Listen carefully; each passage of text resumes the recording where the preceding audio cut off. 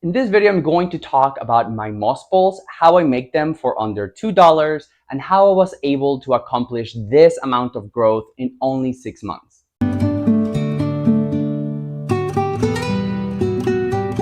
Hey everyone, Pablo from Mycorrhizal Inc. here, and in this video I'm going to be talking about moss balls. Moss balls are relatively new to me. I only started using them like in this kind of way 6 months ago. And what I did was I watched all the videos on YouTube, and then I learned a little bit from here, a little bit from here, and then I just made it into a process that works for me, not only financially because it's less than $2, but also with my conditions. So in this video, I'm just going to make some moss balls with you. This is going to be more of like a repot with me kind of vibe. We'll be repotting my Philodendron Florida Ghost, which is having a little bit of issue, and I think it's because it needs a moss ball and is basically just root bound. So we'll be creating a moss ball for this, and we'll also be making another moss ball for an extension, because as you can see, I'm holding it with my hand because my philodendron just needs a little extension. So we'll be doing that in this video, and I'm just going to start by just mentioning all of the materials that you're going to need if you would like to follow my own personal recipe. Like, this is what I do. So my moss balls are the exact same ones that I use for all of my plants that need a moss ball. And this really is going to come down to what your end goal is with the way you want to have your plant, look like. I personally do not like the moss balls that are like 360. An example is my my Mickens. Let's see. There we go. So this is an example of like the more common or kind of pole that we're really used to seeing. Is this sort of like 360 wire, sort of like chicken wire, and then just stuff with moss ball or something else. This one actually also has like a little bit of a non-soil mix, like a chunky mix. So this is the first type of moss balls that I tried doing. Clearly this mechanism is a little tight, but this particular type of moss ball absolutely sucks. Like, if you're using this type of moss ball, I'm so sorry. Like, I already know what you're struggling with. I already know how quickly it dries, how difficult it is to put the bottle, and then it doesn't actually go down. It just sort of like goes on the sides because it's way too hydrophobic at this point. This moss ball, I think if I would have only made moss balls like this, I don't think I would do moss balls at all. This is, to me, a deal breaker because it's so difficult to maintain. It's so difficult to just do right unless you have really, really good conditions and unless you're on top of it. So what works for me is something that is more 180 because all my plants are basically against a wall and the light is in the front. And my goal is I want all of the leaves to face forward, basically, because that just helps me for like creating the aesthetic that I want. I want to take pictures with my plants. I want to be able to make videos with my plants. So it's really important for me that all the leaves are, ideally facing the same direction. I don't really care to have a plant that is full like 360 in the middle of the room kind of vibe. I just don't have the space for that. So the kind of moss balls that just work best for that kind of situation is going to be something like this. Something like this has in the back is plastic and sealed, which helps maintain a lot of the moisture inside. The other one in the front is just like a plastic chicken wire that I was able to find. And then this is actually more like a kitchen lining that I was able to find at Home Depot. I know they sell pre-made moss balls, but I find them to be super expensive. Like, if you need to pay like $30 for 4, you're lost. Like, you're gonna go through so much money to make them. I just don't think it's worth purchasing personally for my personal needs. Like, I want a specific size. I want a specific customization. I want to have the flexibility to do whatever I want with my moss ball. And I just find that purchasing them online is expensive and really limiting on what you have. So this is basically around $2. That's how much it cost me to make. I am, of course, linking all the products that it takes to make them. But the key, so if you just do it like this, if you just do this moss ball without anything else, this is going to dry super, super, super fast too, because moss balls just suck. So my secret to keeping my moss balls moist, and I'm gonna show you and show all the footage on why I really believe that this is the key to the growth, is once the plant is attached, you're going to wrap it with Saran wrap. That is right. You're like, wait, what? Yes. If you look at all of my plants, there's a slight sheen, like a shine that's happening here. This is all Saran wrap, and it's incredible. What it does is it holds all of the moisture in, of course, between in the front, but because you have the chicken mesh, you can create holes that allow the roots to still go in. And this has completely changed my personal game with moss poles, because now my moss poles last between like almost a week in between waterings. Before that, it was just me having to water them every other day, which just created a lot of issues because while the moss pole would, dry really fast, the actual container that had like the actual substrate and all the dirt, it wouldn't. So it would always be so wet. It increased the odds of getting like root rot because the actual base was always damp, but the moss pole was always dry. I did not like that at all. And these two together, this is the solution to all my issues. All right, so I'm going to walk you through the process of how I'm making them, mostly because I also already need to make a few. I only have one pre-made. Of these, I need to add an extension to my Philodendron Splendid, so we're going to do that. I need to add one just out of the gate for my Philodendron Florida Ghost, so we're going to do that. And then I also need another one for my actual Philodendron Melanochrysum. I'm going to put a video of how tall that thing is. It has gotten huge, huge, huge, huge. That thing was maybe, I don't know, like not even a foot whenever I got it in October. And right now, this thing is almost my height. I'm 6 feet. So it has to be a little bit over 6 feet at this point. And so I'm going to add a few other attachments. So whenever you receive your chicken wire mesh, it's going to come in this huge, huge roll. And what I just did is basically, for some TV show, I sit in front of the TV, and then I just create one size that I liked a lot, and then I just duplicate it. And I just mark along the entire sort of roll. I just put like, boop, this is one, here's another, and I move on. This is a specific length that I'm putting here and how many inches like this is, but honestly, the way I just did it, I just counted the holes to have 10 because that just felt to be a very arbitrary, but also number that I would remember. And also whenever I folded it, I just liked the size a lot. So I literally just counted the little circles here, like 1, 2, 3, 4, 5, 6, 7, 8, 9, 10.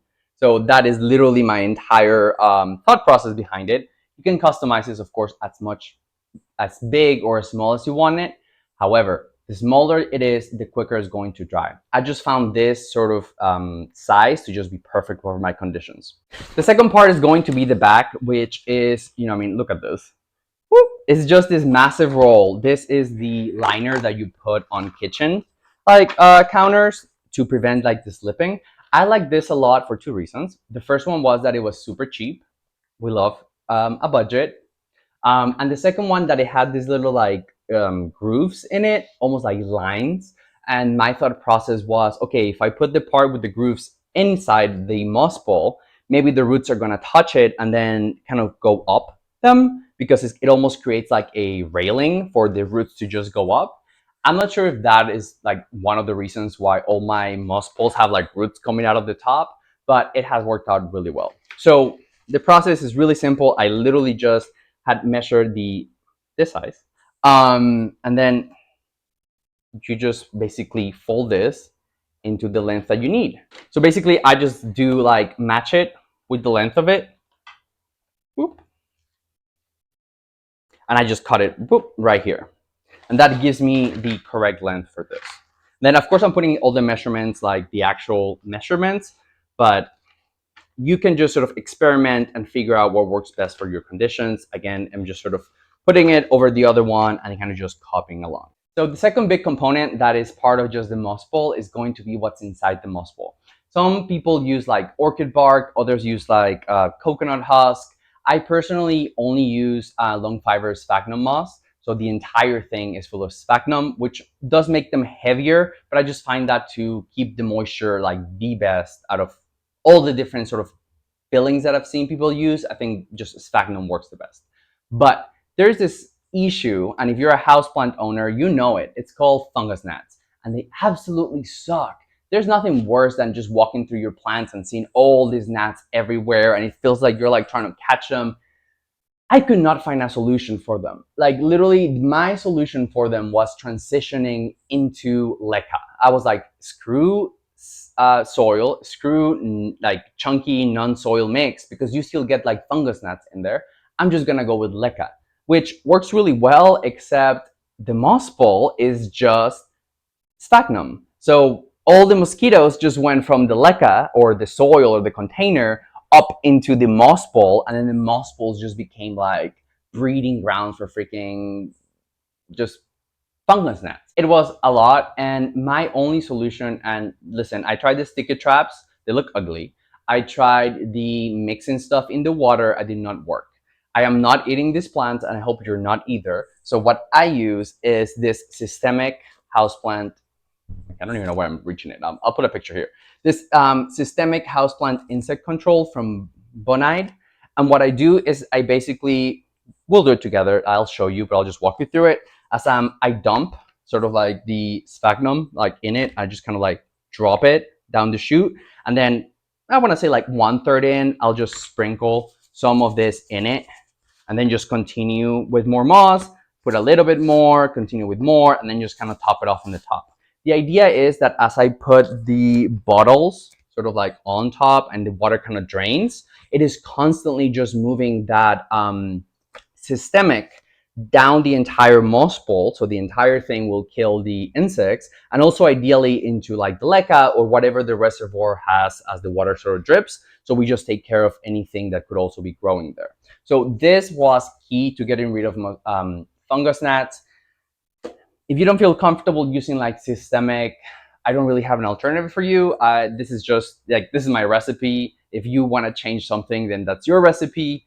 So far, I find it to be safe. I have not had any issues with like allergic reactions or irritations. My cat is here all the time and she has not had any issues. So yeah, that's just my personal sort of experience with it. Of course, it's not supposed to be representative. And then as I was mentioning, the last part is going to be basically wherever the plant is going to live, what kind of bottom is happening. And this is going to be just LECA. That is what I'm going to be using, LECA and Perlite,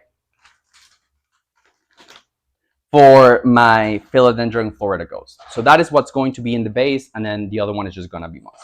All right, with enough explanations, I already walked you through all the ingredients you are going to need. I already sort of explained the thought process behind each part, and now we're just going to do it and have a little chat and then just talk. Measure it. This is going to be the one for my Philodendron Florida Ghost. So the length here is correct. So do it like this, and I match them and I put them together aside. And the main reason I'm going to do that is because I want to leave a little bit of extra plastic on, or the behind, the back, on this one, because this one is supposed to be an attachment. I'm going to attach it to the other pole. So I just find it to be really helpful to have a little bit of like an extra lip here, just to be able to do a couple of punctures, a couple holes where you can just put a zip tie through, and it just helps attach the entire thing a little more evenly. So whenever I create one that is meant for a, an add-on to my moss ball, I always make sure to add like maybe a little like inch extra in here. And then next is just, I want to say like the most tedious part, and the reason why I'm always like just doing this in front of like the TV, so it becomes a little more mindless. And that is just, we're going to punch some holes in here, and then I am just going to zip tie it to the actual mesh. So a hole puncher is not necessary for this. A lot of people simply just use like a knife or a sticky. I've seen like skewers, which I use to sort of like handle some of my plants. You just kind of like just go down it. But I personally like to use the hole puncher. I just find it to just be easiest and more consistent. How many holes you're putting in here is not really like set on stone. I just find it to be really helpful to have some kind of malleability and sort of customization to it. That's why I do not like purchasing the pre-made ones, because I feel like they do not have, you don't have the ability for that. What that I mean is the less holes that you put along the line, it's going to sort of create spaces as you're filling it. So there's just like a space where moss can come out, and it just creates the entire structure to be slightly less stable because it's sort of like bulging along the way. So I personally just put a hole at the top always, one hole at the bottom always, and then I kind of just go along the line, and every 2 to 3 fingers, like literally 2 to 3 fingers, I just do like another hole and I move on. I literally just sort of like put this 2 fingers and then I just sort of be like, whoop. It does not need to be like, it's not rocket science. Like it's fine. If you're a little bit off, it's fine. If they don't match. That's something that I personally just wish the entire plant community grower would just sort of like relax. I feel like I've seen some videos and it's just sort of like, this is what you need to do and this is what you need to do, and I'm like, do we though? Like, do we really need to? Does one solution really fit everybody's problem? I don't think so. I think everybody just has a very unique growing situation, and if you want to grow as a plant parent and just as a hobbyist growing plants, the only solution for you is to learn what your conditions are, right? If you're going to be serious about moss balls, if you're going to be serious about growing a plant in your hobby, you need to have a way of measuring humidity, room humidity. You need to have a way of measuring like the temperature that you're putting your plants and sitting through. That's like really basic stuff, but if you're not doing that, then something like this is just going to add a layer of complexity that I don't think you want there. I think moss balls are overall super time consuming. I don't think they're a great fit for busy people. I don't think this is a great fit for people with like long commutes, someone who's not going to be home all the time. Like I literally work with in here. Like this is my office slash plant room. So I'm literally staring at this moss balls all day. Like it takes me 5 seconds to walk over, squeeze it, see if it's crunchy, see if it's fine. It takes me 10 seconds to turn around, fill up a bottle and just turning around before my next meeting is even happening, right? I have the freedom which allows me to stay on top of my moss balls. But I'm not really sure where I would be here if I had to have a commute, if I was not home most of the day. Like, because then it just becomes really tedious to be keeping those moss balls like moist. This is why I really love the changes that I made to my personal moss balls with the Saran wrap and all of this other customization that I'm gonna show you my little trick. It's not mine, but you know, I'm gonna show you like what I specifically do when I am attaching the plant, and then put a bunch of video to prove that I think this one change that I started making on my plants has been the key thing to getting them to just completely size up. My first sort of encounter with moss balls, like internet when I was just looking around, of course, was like Sydney Plant Guy, and I had some stuff from like the LECA Queen, and then you just have some other people just posting and that was really helpful because it sort of helped me understand what was the purpose of the moss ball. Like, why is it important for me to keep the entire thing moist if the plant is only growing 1/3 of the way? Like, why would I want to just keep this if it's not touching the plant? I'm going to show you some examples of why, but the idea is that the plant is just going to make that moss ball part of its container. It's just going to expand roots in there, and that just creates a unique sort of environment for it in which the plant can survive only on the moss ball, and it no longer just relies on its root ball. So yeah, it just creates its unique extension of the pot that is what I needed for me to click, because that just helped me be like, okay, I need to keep the entire thing moist because the roots could be in there even if I don't see the plant actually attaching to the moss ball. And I proved that within like 2 weeks of starting this whole like moss ball. Within 2 weeks of me starting this moss ball, sort of making my own and stuff, I just saw like the roots just popping in through the moss. And I was like, how do you have a root inside the moss already while you're not even attached to it? It had just sort of like pushed it from under and just gone up. And that was really just really cool for me to see that on my plant. And I was like, you know what? This is it. Moss poles are it, because I'm just seeing the results within 2 weeks. And now it's been 6 months, and I'm super happy with them. I would not change um, the journey at all. Currently, I'm gonna walk you while we're doing this through some of the plants that I have on moss bowls. So you can see the one that we're working with is like, you know, my Splendid. Currently my favorite. I made a few posts about it. I just think its leaves are just beautiful. And it just, I just like heart shapes. I just realized most of my climbing philodendrons are all like heart shaped, but I think it's cool. I think it's pretty. I love the velvety. So I cannot wait for them to get like huge, huge.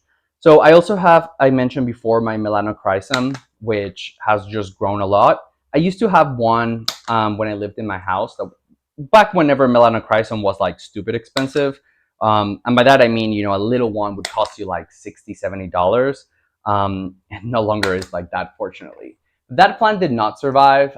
It struggled a lot outside here in Florida. It was sitting outside with my rest of my plants, and it was just not happy. I tried to give it a moss ball and sort of like have it attach on it, but it would dry out too fast. And again, I was out of sight, out of mind. I would be doing other stuff. I would forget about it. You know, I would not be checking all my plants every single day, and then the moss ball would just dry out so fast, and the plant was just struggling. That made me just have a bad experience with the moss pole and the whole like climbing situation. It was a moss pole like this. I just found it to be like too much work, and once the plant was going and you left the whole moss pole to dry out too much, then the plant would like dry its roots, and then you would basically have to start all over from scratch. It was very frustrating. So if you're out here in Florida, or you have really, really hot weather and you have moss poles outside, like, I commend you, because you know that dries out super fast. Probably you just have to like hose it down all the time, which makes it so much easier. All right, so up next, we're just gonna put the zip ties and just zip it tie together. So Glorious is the other one. The other one that I have is, of course, my Philodendron strawberry shake right here. Actually, that one just loved getting the moss ball. It was getting a little too root bound. It was starting to not be happy, but the instant I gave it a moss ball, those roots just went completely like insane. And it took over. And then I did my little trick that I'm gonna show you once we're doing this, and it actually ended up activating another growth point. So now my strawberry shake has like two completely plants growing, which made it super bushy and cool. So now I have two main growth points, one here and one here. And I honestly think it's because of the moss ball and what I did with it. So the first thing I do whenever I'm putting the zip ties is just do the top. So I just make sure to do the two at the top so it's not like dangling, and I can just make sure the entire thing is gonna be sort of tight like that. Then you end up with this, and then I'll just do the bottom. Some pro tip whenever I'm going through the adding the zip ties is kind of folding them inward, almost like so they touch each other. So whenever we cut them, the plastic part that's going to stick out is not pointing outwards, because sometimes it's really sharp, depending how you cut it, and it can get caught in like a leaf. And when you pull, you basically rip the entire leaf because you caught it into this sort of like sharp edge. So just make sure you tuck it inside and it will not happen, or just be super aware of it being there. The other reason I love being able to do that with it is because I sometimes add an extra zip tie against the wall once they're getting too big. That is what I did for my Paraiso Verde, which I'm making a special video about that moss ball. I'm putting some footage of it. But what I did with it is straight up attach it to the wall. I just put a loop of the zip tie, and then I just put a hook on the wall, and I just whoop, looped it in, because I just don't trust that it's going to support its weight. In my experiences, just because you have a heavy pot at the bottom, it does not mean it's going to make the whole thing like stay up. I put a rod in them, of course. We don't have any extensions, that's why I haven't brought it up. but I do one of those sort of like guide stands, those green ones from Home Depot, picture. And then just basically stick it into the moss ball and then zip tie it behind the scenes, like through it here, like zip, zip, zip, zip, zip. That way it's like tight. And that gives it a lot of structure upward, so the moss ball doesn't like, you know, break apart. But all you achieve is basically the entire thing then just leaning together the moment it like begins to wobble. And sometimes that's going to happen whenever you're putting a water bottle on top, right? You're making the entire thing super top heavy, and you're only putting the moisture at the top of the thing as it works its way down. And that has given me a few scares, particularly with my with the Glorious. I don't know why it just gets really top heavy, and then the thing begins to like go sideways. So I personally do not trust the moss balls not eating it because of the weight difference. So I am definitely just buying a lot of those little, you know, it's just the drywall hooks that you can basically just screw into your drywall. But it just gives it so much more stability, and you just boop, loop it in, loop it out, just super simple to use. And I think it's gonna help a lot, because if one of these plants just falls over on top of everything else, like that's just gonna be damage that is, you know, why are you putting yourself through the potential risk of that when the solution is literally a zip tie and a hook on the wall? Whenever you have limited space, it's just hard. Whenever a plant is just not bringing you all of the joy, like you just have to be able to kick it. Bye. Like it's get that energy out of your system, get that energy out of your house. We don't want plants that don't bring us joy, because then it becomes a chore, and it's a hobby, right? We're supposed to be doing this because we love it.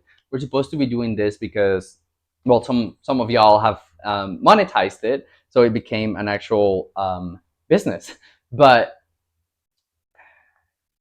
to me, you're sitting here by yourself, most of us, like with your plants for hours and hours and hours.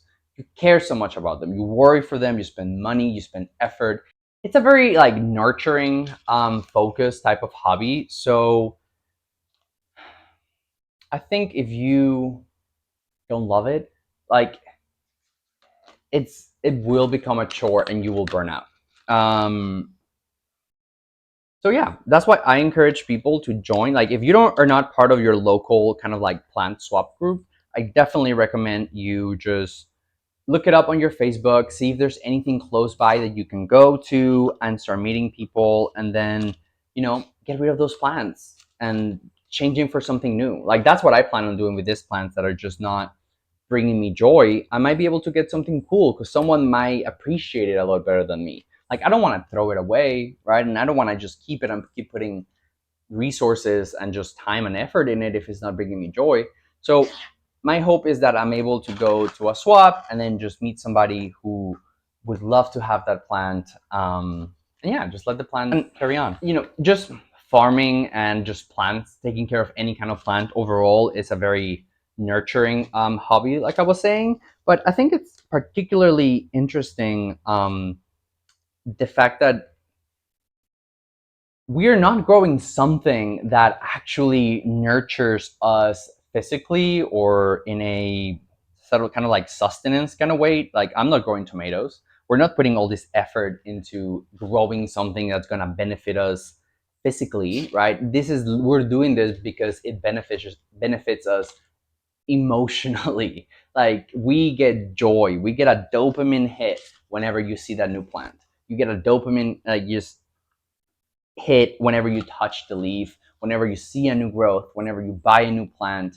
Like that is the exciting part of being the plant owner. And I think that is just very different from if you are more of a homestead kind of grower, which is awesome. Love that for you. You know, you are really worried about sort of like how much produce is going to make, is it the cost, disease, and all that kind of stuff, which I just think it creates a different equation. Like I'm not gonna eat these plants, which allows me to use chemicals and insecticides and stuff that I wouldn't be using on food or plants that I was gonna eat. Yeah, what do you guys think? What is the actual psychological benefit of growing these plants. 'Cause I know it makes me happy. I know it brings me undescribable amounts of like joy. But yeah, I think it's the process. Is that what we're loving? Is it the taking care of the plant that we like? Do we like the actual sort of result? Like, are we just doing it because we want to take the picture or see the mature leaf? But I don't even think that is true, because I love plants and I enjoyed owning plants so much even before I ever thought of picking up the camera and just making videos or just sharing my experience. I was more than happy to literally just sit in my backyard with my plants on my chair alone. It was the end of the world, pandemic type, and that just brought me so much joy just to be there, to touch them, to be around them. um, but how do you quantify that? How do you measure that? It's tough, and I think that's what makes this entire hobby very different, because what you're getting out of it is that sort of dopamine, that joy of taking care of it. And when things go south, whenever you feel like, things are, life just gets tough and you can't take care of your plant, then it becomes a stressor. And I think that's a very unique situation for our personal sort of hobby.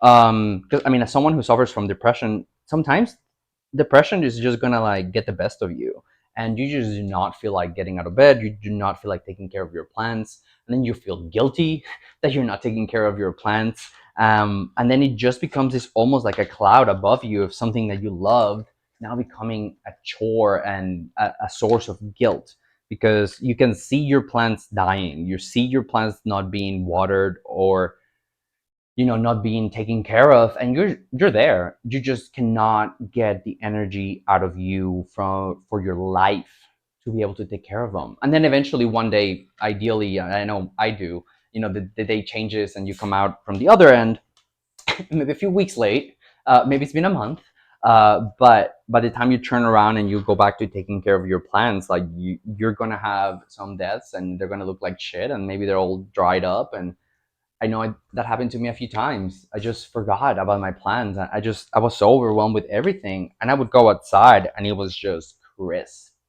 Like those plants were crisp, and then that would make me feel bad and upset and angry, and that just made me sort of think about, why am I doing this? Like, why am I growing these plants? What am I getting out of it?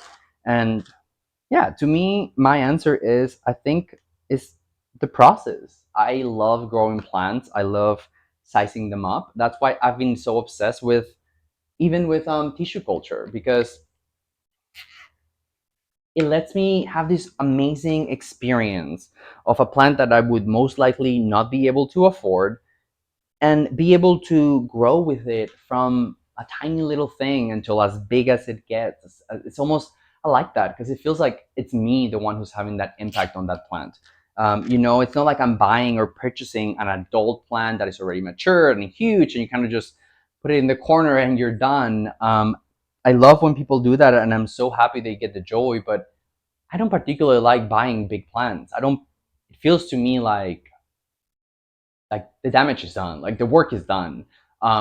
It's just there. So that, to me, once I realized what was my motivation for growing plants, it really sort of changed my entire experience with it, and it made it so much more joyful, because I realized, I was like, you know what, it's okay if they die. It's not about me having to take care of um, them, right? I'm not getting the joy out of the watering, but I do enjoy seeing this plant just day in, day out, get bigger and put out a new leaf and have a new experience. Um, and that is, I think, what has made certain philodendrons or certain aroids just be such a better fit for my personal sort of enjoyment of plants, because I like a journey. That is what I'm calling it now. I call it the leaf journey. What that means is basically, how much does the leaf change from the moment it's coming out until the moment it dies, um, and how exciting, or how, to me, how pleasant is the experience of doing that. a great example of it is Philodendron Prince of Orange, which is one of my favorite self-heading philodendrons. I lost it. You guys know that I had a massive one that I grew, and it did not transition well into being indoors. It had just been outside for so long.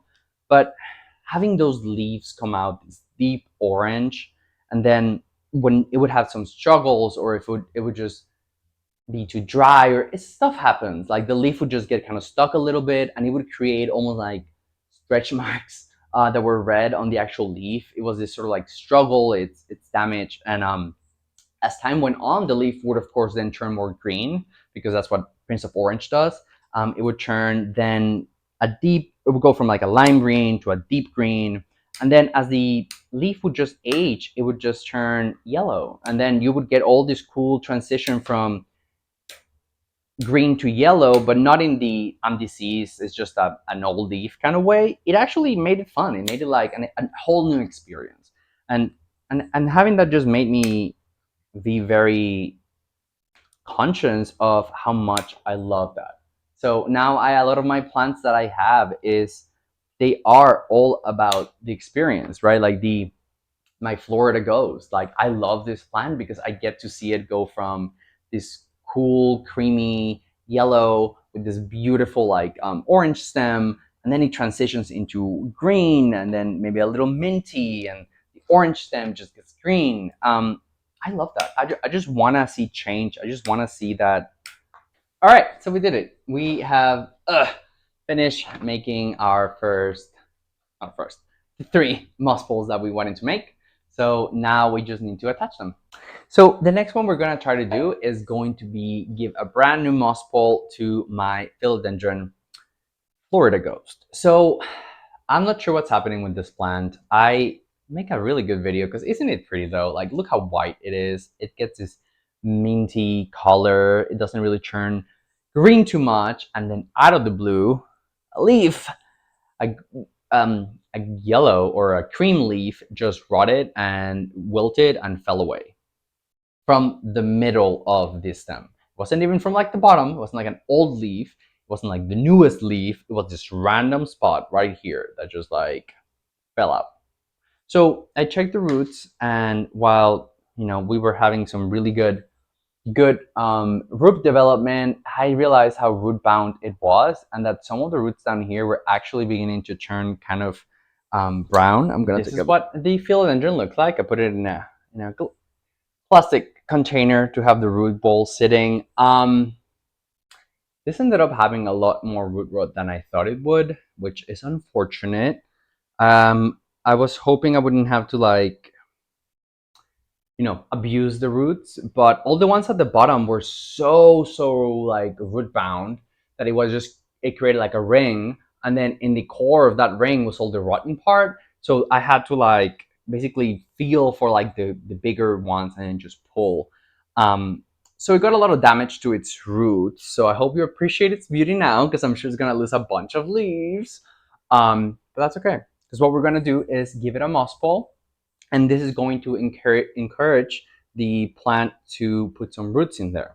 So that way it will not get root bound, because now it has a vertical sort of option. If I would have done that before, like, I think the issue, I waited too long. Like, that's on me. I should have given this a moss pole and a bigger pot probably a month-ish ago. That would have been fine. I waited too long. It got root rot. It got root bound. Yeah, now we just have to live with that. So I'm going to be putting my plant in a net pot, because I wanted to have a lot of aeration in those roots, because I don't want whatever happened, that root bound and root rot to happen again. And then this is the moss pole that we made that has like no extra lip at the bottom.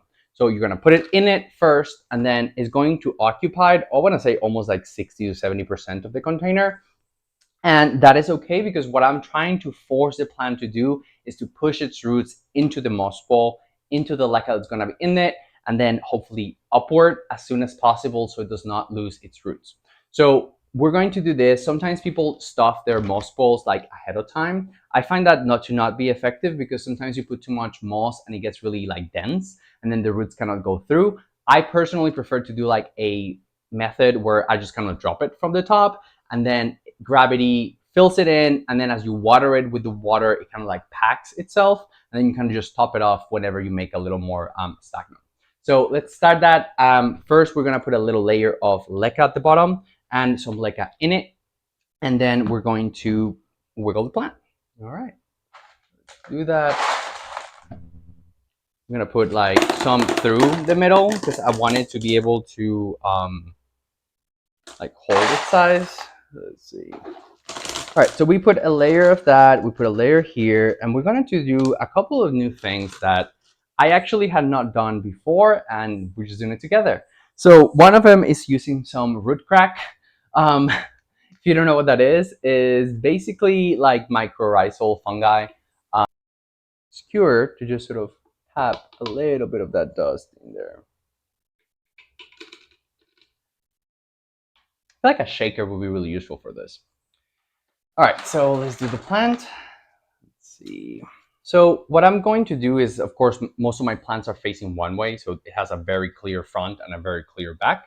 So what I'm going to do is sort of just put what I consider to be the back of this plant against the middle of the moss pole, very carefully putting down the roots in there, and then I'm going to be using my skewered, where I put it, oh, here, to sort of like maneuver the roots down. What I do not want to do is sort of like compress them, creating almost like just a sandwich of roots, or just like a thing of root bound, and then that is where a lot of the issues are gonna also arise from. Cool. All right, so I think I can see the perlite like working its way a little bit down. That looks pretty good. So now I'm gonna top it off with some more leca. Something that I do that it is a little different than other people making moss poles is use my Saran wrap. I personally like to put it on right now, like at this step before I drop the moss, because if you don't, some of the moss is gonna get caught into the mesh, it might fall out, and you know it just gets a little messy. But I still prefer that than to pre-stuff in it before you fold it. I don't like that. Saran wrap is pretty great when it comes down to size, because the length or the width, yes, the width of this Saran wrap is literally the same width, circumference of the moss ball. So you're able to basically cut a size, any size you want for it, and it perfectly wraps around it. So what I like to do is I like to do two parts. The first part of the Saran wrap is going to go over where the plant is not there at the moment, like where it's going to grow into. And the reason you want to put it there is because you want to prevent that part from drying out all the time, but you don't want to keep it completely dry, because that's where you want the plant to go to, right? You want the roots to go up. So you need to keep that damp for the roots to find it. So that's the main reason I like to always make sure I put Saran wrap on the area that I know is not going to have the actual plant in there. I always make sure to put that right first. It's really simple. Like I said, length meets it. You can see here, it ends one, it ends the other. So I like to kind of pull it towards the middle, so because it will go all the way around. So I like to just pull in the middle, get my piece of tape, and then just stick that in. Perfect. Once you have one side that is like sticking there, then you can just kind of like pull the other so it doesn't like bunch up and it's like smooth. Like you can see the shininess, but you don't see like, you know, the clearly plastic there. So I just make sure to attach that onto the itself. All right, so then I basically just added that little tape there, and then it's holding it. Up next is going to be pushing the plant up to where you want it to be. So it's right there. I'm personally going to be using some of this plant tape. I don't really know what the name of it is. It's like a Velcro that is white and green on one side. I like it a lot because it just has a lot of like versatility, and you can reuse it multiple times. And since all my moss poles are the same length and the same size, making one of these, you know, means that I can reuse it for others. But I'm gonna show you sort of like how I do it. I just grab this, put it around here, And you just want to have that overlap, make sure you're... So as you can see in my B-roll, this plant already has some roots that are pointing towards the same direction as the moss ball. So those are the ones that I'm going to try to make go into the actual mesh, as I'm like very carefully kind of just pushing it in. You don't want to force anything. You don't want to snap anything. Like, it's okay. You just want to make sure that it kind of lines up with an opening. That way you don't run into any issues, which I personally haven't too much. If there's no opening, you kind of just wait for the root to get a little longer and then push it in. It's not that big of a deal. So now comes the part and the change that I personally started making to all of my moss balls, and that has had the biggest impact on the leaf size and on them attaching to the moss. I air layer all my climbing philodendrons around each of their auxiliary roots. So, you know, I'm putting up a picture of that. But basically, every time you have a new growth or a new leaf, you have this sort of ring of auxiliary roots. Their job is to attach to the wall or to grow, reach out, be able to figure it out. Most of the time, they'll be there for a second, and then when they don't find anything to grow to, they kind of just dry out, and then you can, you know, touch them and they fall off. But if you, I'm going to be putting footage of why I think this is so important. If you put like a damp piece of moss around it, you trigger all of those auxiliary roots to like grow. Usually this is how you're going to air layer an aroid that you're gonna like chop, and then you sort of like go with it. But my idea was basically that I'm not trying to chop it, right? What I'm trying to do is create all those roots to appear and then guide them back into the moss ball. So my end goal with all of my climbing philodendrons is to get those auxiliary roots to appear by putting moss around them, and then very gently pushing them into the actual moss ball. I think that has been key. I'm showing you all this footage of all of the noodles that are happening in all my plants. Like, it's incredible. I think it's a mixture of the Saran wrap, right? I think that is a big one, because you see them how they go through that moisture without a problem. But I really think that air layering just helps so much, so the plant feels more secure. It feels like it's attached to something, and then it just puts its energy towards creating leaves and photosynthesizing, rather than putting, you know, roots that are going to go out there and trying to find stability or, you know, somewhere that it can climb. It's spending a lot of energy on that. So I'm trying to skip that thought, give the roots a reason to appear, and then go from there. So we're going to do that with this plant because it has all those roots kind of like there. And what we're going to do is just do a very simple earth layer. So this is where the plastic line is. I'm going to cut a piece of Saran wrap, and then we're going to sort of like tighten around it. And then I'm going to grab a little bit of damp sphagnum, and I'm just going to push it around the actual base of the plant. And then I'm going to pull with the Saran wrap. So that way we create this air layer moss that is damp, touching the roots, but you're securing it through the back with the rest. And it is keeping the moisture in because the plastic is wrapping around the actual moss ball rather than just being wrapped around the plant, which creates a ball of roots, which is not what I want. I want the roots to go into the moss ball.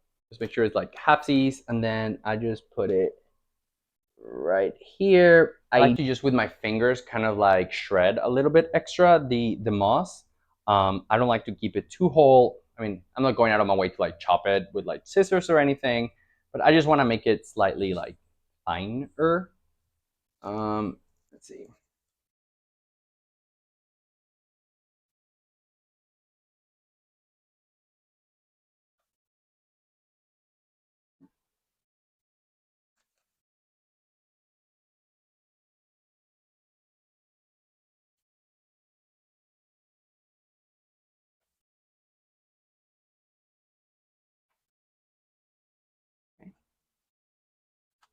Once we wrap it onto the other side, and you see like the moss is being held on by the plastic. Which one is it? Is it who's hiding it? You. And you see the moss sort of already there. That is sort of like what we're trying to accomplish here. So I'm going to stick it to the other end before it unravels. on me. Okay. Pro tip. If you want to improve, because I noticed that if you did your moss ball correct to your moss ball, whenever you water the moss ball, the water will go into the actual root and moisten it.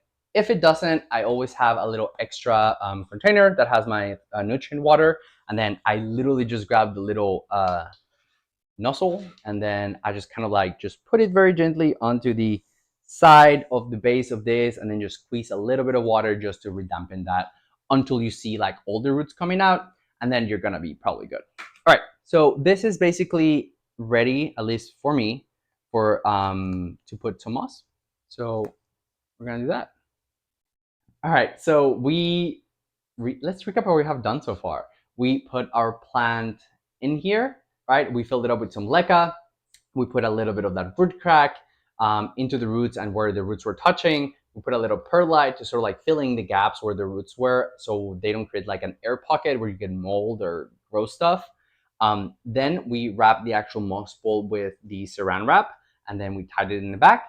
And then using the same saran wrap, we pulled it around the plant that we are attaching, and then we used damp moss all around the auxiliary roots, so it pushes them into the actual moss ball, and it makes the plant feel super attached, super secure, and just focusing on creating those massive leaves. Now, the next part is can get a little messy if you do not put the plastic around it. But like again, if you're not putting the plastic, that's your recipe and not mine, because mine requires the plastic, because that was the thing that stopped it from actually, drying out every 3 days, which was so annoying. So we just catapult it down, and then we're just going to just drop it.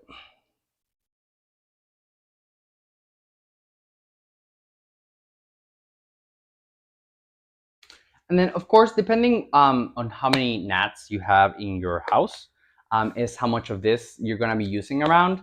I have been able to keep the entire population of fungus gnat into control because of this. I have no other way of doing it.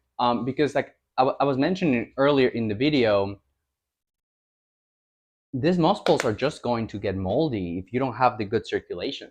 That is also one of the biggest pros of the saran wrap is it prevents the surface of the moss from getting moldy because it doesn't have enough circulation and it's damp. So this is how you water a moss ball, is with a water bottle. This is a 500 ml water bottle. What I do is just very simply just poke some holes on top with my skewer, like it goes through. I just do usually 4, and then you just flip it. You see how it's sort of like dripping a little bit. If you do really big holes, it's gonna come out really fast. If you do smaller holes, it comes out smaller. If you press really hard, that makes the moss go into the holes, so it comes out even slower. But you'll get the hang of it as you go. This is the part where I was like, oh, you make it be so top heavy, right? Because you see down here, there's no actual water in the reservoir. So all the weight is up here and it's going to go top down. So the odds of this tipping over, if it doesn't have enough sort of balance or anything, it's high. So yeah, so basically you're gonna do this. I like to put them against the wall. So that way the bottle is sort of like touching the wall. And yeah, this is really simple once you do a moss ball like this. If you do any kind of other moss ball, you're on your own, sis. Like, I don't know what we're going to do about that. But if you follow this, I can almost guarantee to you that regardless of your conditions, you will at least have a moist moss ball for at least 5 to 7 days without you having to rewater it. If you do it like also this size, it also depends on how much moss you put in there, how humid it stays. But I can tell you, if this exact same moss ball did not have the saran wrap, did not have the attachment, sort of like the air layering to encourage those auxiliary roots, this will dry out in 2 days. I already know, because this has too much surface that is just being hit with the fan and it's just evaporating everything. And I already know it's gonna get crunchy in 2 days. And this is leca, so it's fine. But if it was like a chunky mix, like an aroid mix, You cannot be getting this mixture damp every other day. You're gonna rot your plant. Like, that is just it. So this to me is the way of how you should be making your moss poles, because I know it works. I'm doing it. I'm gonna keep you updated on everything we're doing with them. And I hope you guys give it a shot and just let me know about it.